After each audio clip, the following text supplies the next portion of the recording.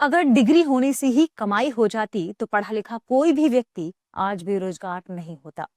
Allahabad high court ने कहा कि पत्नी की पढ़ाई या स्किल भरण पोषण रोकने का कारण नहीं बन सकती। उन्होंने कहा कि कानून यह पूछता है कि क्या वह सच में कमा रही है, अगर नहीं तो भरण पोषण उसका अधिकार है। आज के सेशन में हम इलाहाबाद हाईकोर्ट से संबंधित इस मामले को जानेंगे, साथ में यह भी देखेंगे कि यह मामला इलाहाबाद हाईकोर्ट में कैसे पहुंचा और हाईकोर्ट में क्या तर्क दिए गए। आगे बढ़ने से पहले आपके लिए एक महत्वपूर्ण सूचना है। अगर आप घर बैठे यूपीएससी की प्रिपरेशन करना चाहते हैं तो दृष्टि आईएएस लेकर आया है एक बहुत ही शानदार कोर्स, जिससे आप कहीं भी कभी भी अपने एग्जाम की तैयारी कर सकते हैं, जिसका नाम है studio GS foundation live online course. इस कोर्स की सबसे खास बात है कि इसमें यूपीएससी के लिए जरूरी सभी इंपॉर्टेंट जनरल स्टडीज के विषय, 2 साल की करंट अफेयर की क्लासेस, दृष्टि की मैगजीन और भी प्रिंटेड बुकलेट्स, ये सब कुछ मिलने वाला है मात्र 24,999 रुपए में। अगर आप इस फीस को भी एक बार में नहीं दे पा रहे हैं तो इसे भी आप इंस्टॉलमेंट में दे सकते हैं। आपको ये कोर्स 3 मोड्स में मिलेगा, हिंदी, इंग्लिश और हिंग्लिश। इन तीनों कोर्सों से जुड़ी जो आगामी फाउंडेशन बैच है, उसमें हिंदी का फाउंडेशन बैच 3 फरवरी, इंग्लिश का 4 फरवरी और हिंग्लिश का 5 फरवरी को शुरू होने वाले हैं। चूंकि इस टाइम और स्लॉट दोनों ही लिमिटेड है, इसलिए जल्दी से दृष्टि लर्निंग ऐप डाउनलोड कर लीजिए और इसमें आप एडमिशन ले लीजिए। अगर आप कोड यूज करते हैं गीत,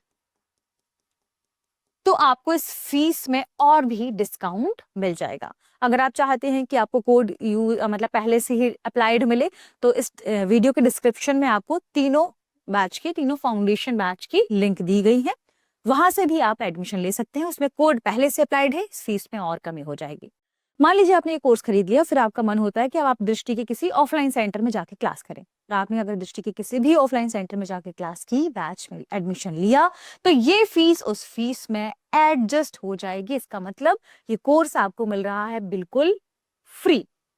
तो देर किस बात की, या तो आप दृष्टि लर्निंग ऐप में जाकर डायरेक्ट अप्लाई करके आप इसे ले सकते हैं, या डिस्क्रिप्शन में आपको लिंक दी गई है, आप वहां से डायरेक्ट कोर्स को खरीद सकते हैं। या कोई और भी क्वायरी जाननी हो, एडमिशन चाहिए हो, तो आप इस नंबर पर भी कॉल कर सकते हैं, 8750187501। अब हम बढ़ते हैं हमारी खबर की ओर कि आज का हमारा मुख्य टॉपिक क्या है। एक महिला है, उत्तर प्रदेश से संबंधित है, ध्यान रखें। उत्तर प्रदेश में एक महिला ने अपने पति से भरण पोषण की मांग की थी, ठीक है। तो उन्होंने अपने पति से भरण पोषण की मांग की, ठीक है। सीआरपीसी की धारा 125 के तहत ही, ध्यान रखिएगा। लेकिन जो उत्तर प्रदेश में जिस फैमिली कोर्ट में वो गई थी, बुलंदशहर फैमिली कोर्ट ने यह कहते हुए उनका आवेदन खारिज कर दिया कि महिला पढ़ी लिखी है, ठीक है। तो क्या हुआ, फैमिली कोर्ट ने आवेदन खारिज कर दिया, और आवेदन खारिज करने पर क्या तर्क दिया कि महिला पढ़ी लिखी है, स्किल्ड है, महिला पढ़ी लिखी व स्किल्ड है, ठीक है। ये मुख्य कारण बताया, और बताया गया कि महिला ने अपने डॉक्यूमेंट वगैरह या अपनी क्वालिफिकेशन छुपाई है। उन्होंने कहा कि चूंकि महिला पढ़ी लिखी है, उसके पास डिग्री है, स्किल है, इसलिए वह कमाई कर सकती है, यानी शी कैन अर्न। ये बात कही फैमिली कोर्ट में, और इस आधार पर उनका आवेदन रिजेक्ट कर दिया। चूंकि वो पढ़ी लिखी है, डिग्री है, स्किल्ड है, कमाई कर सकती हैं, इसलिए उनको मेंटेनेंस नहीं दिया जाएगा। ऐसा उन्होंने कहा नहीं दिया जा सकता, लेकिन उनका बच्चा है, बच्चे के लिए 3,000 रुपए मासिक रूप से देने की बात कही गई थी। अब ये मामला पहुंचता है कहाँ, इलाहाबाद हाईकोर्ट। इलाहाबाद हाईकोर्ट ने फैमिली कोर्ट के आदेश को रद्द कर दिया और मामला दोबारा फैमिली कोर्ट में भेजा और कहा कि अब जो भी फैसला आएगा, उस फैसले में वास्तविक आर्थिक स्थिति की जांच की जाएगी, वास्तविक आर्थिक स्थिति को देखा जाएगा, उस आधार पर फैसला दिया जाएगा। उन्होंने कुछ तर्क दिए, जैसे पहला तर्क कहता है, इलाहाबाद हाईकोर्ट की यदि हम बात करें तो उन्होंने पहले तर्क में कहा कि महिला का शिक्षित होना या उसके पास कौशल होना खुद ब खुद साबित नहीं करता कि वह वास्तव में कमाई कर रही है या वह आर्थिक रूप से स्वतंत्र है, इकोनॉमिक रूप से, या आप कह सकते हैं कि इंडिपेंडेंट है, ठीक है। केवल डिग्री होना या पढ़ाई होने के आधार पर आप उसे रख रखाव, मेंटेनेंस से वंचित नहीं कर सकते हैं। खासकर एक शब्द यूज हुआ है, वो क्या है? भरण पोषण। इसके लिए हम जानते हैं मेंटेनेंस हम इसे बोलते हैं।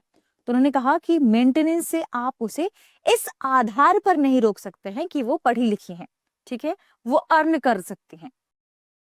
तो इलाहाबाद हाईकोर्ट ने कई और जिम्मेदारियों की ओर इशारा किया, जैसे वो घर परिवार की जिम्मेदारियां संभाल रही थी। वो पहले पढ़ी लिखी थी लेकिन नौकरी नहीं कर रही थी। अगर वो घर परिवार की जिम्मेदारी संभाल रही हैं तो वापस से नौकरी करने के लिए जाना अपने आप में एक बड़ा टास्क हो जाएगा उनके लिए। ये भी कहा हाईकोर्ट ने कि कमाने की क्षमता और असल में कमाई में बड़ा अंतर है, बड़ा फर्क है, खासकर उन महिलाओं के संदर्भ में जिन्होंने परिवार की जिम्मेदारियों को संभाला हो, निभाया हो। मतलब उन्होंने क्या कहा कि पत्नी पढ़ी लिखी हो फिर भी भरण पोषण उसे मिल सकता है। किस आधार पर? पहले ये देखना होगा कि वे वास्तव में कमाई कर रही हैं या नहीं। ये जो पूरा मामला है, ये महिला ने सीआरपीसी की धारा, हमने अभी पढ़ा भी, क्रिमिनल प्रोसीजर कोड की धारा 125 के तहत दर्ज किया था। तो हमें ये भी जानना होगा कि आखिर सीआरपीसी की धारा 125 क्या कहती है, किस आधार पर उन्होंने भरण पोषण की मांग की थी। तो देखिए, अब आप कहेंगे मैम आपने बता तो दिया, स्क्रीनशॉट हमें चाहिए, हमें लिखा हुआ चाहिए, तो इसका पीडीएफ हम आपको दृष्टि आईएएस जो इंस्टाग्राम चैनल है उस पर हम आपको भेज देंगे, ठीक है। महिला ने अपने पति से भरण पोषण मेंटेनेंस की मांग की थी, लेकिन फैमिली कोर्ट बुलंदशहर ने ये कहते हैं उनका आवेदन रिजेक्ट कर दिया। महिला पढ़ी लिखी, उनके पास डिग्री, हुनर, स्किल है, इसलिए वो कमाई कर सकते, शी कैन अर्न। तो हाईकोर्ट ने इसी कोर्ट को कोर्ट किया, कहा कि शी कैन अर्न, इस आधार पर आप मेंटेनेंस से उन्हें नहीं बचा सकते। इसके कुछ मेंटेनेंस से आप उन्हें नहीं इनकार कर सकते, भरण पोषण से इनकार नहीं कर सकते। डिग्री होना, कमाई होना एक बात नहीं है। महिला के पास पढ़ाई स्किल होना ये साबित नहीं करता कि वो वास्तव में कमा रही हैं। कमाने की क्षमता और वास्तविक कमाई में फर्क होता है। शी कैन अर्न तर्क खारिज कर दिया, कहा कि पति यह तर्क कि वह कमा सकती है, भरण पोषण न देने का अधिकार नहीं हो सकता। सामाजिक हकीकत की ओर उन्होंने इशारा किया और हाईकोर्ट ने माना कि सामाजिक हकीकत अलग है। कई महिलाएं शादी, बच्चों और घरेलू जिम्मेदारियों के कारण पढ़ी लिखी होने के बावजूद नौकरी नहीं कर पाते, इसलिए केवल योग्यता देखकर भरण पोषण से इनकार करना गलत है। कमाई का कोई ठोस सबूत भी नहीं साबित कर पाए उनके हस्बैंड। ये भी देखा गया कि उनके हस्बैंड ने ये ठोस सबूत नहीं दिया कि वो कमा रहे हैं। हालांकि ऐसा उन्होंने कोट किया था कि टीचिंग और सिलाई से वो कमा रही हैं, और उन पर आरोप लगाया था कि चूंकि वो कमा रही हैं इसलिए भरण पोषण उन्हें नहीं दिया जाना चाहिए। इसलिए हाईकोर्ट ने कुछ तर्क दिए जो कि इंपॉर्टेंट भी है, महत्वपूर्ण भी है, और फिर वापस इस मामले को कहाँ भेज दिया गया? फैमिली कोर्ट में भेज दिया गया। अब हम बात कर लेते हैं सीआरपीसी की धारा 125 के बारे में। दंड प्रक्रिया संहिता की यह धारा यानी 125 क्या कहती है?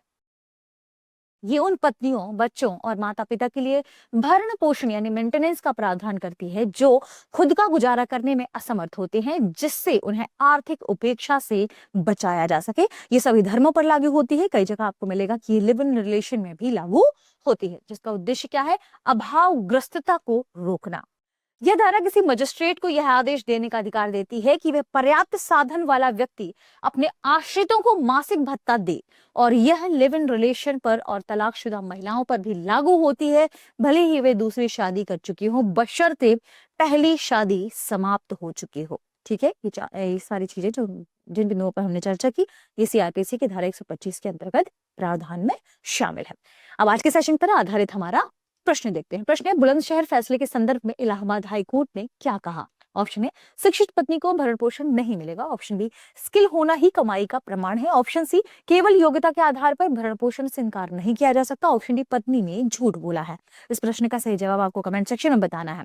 देखिए, कमाने की क्षमता और भरण पोषण रोकने का कारण आप कह सकते हैं कि पत्नी चूंकि कमा रही है, उसके पास मतलब क्षमता है, माफ कीजिएगा, कमा नहीं रही, उसके पास क्षमता है, आप इस आधार पर भरण पोषण को नहीं रोक सकते। ये बात कही सुप्रीम को माफ कीजिएगा हाई कोर्ट ने।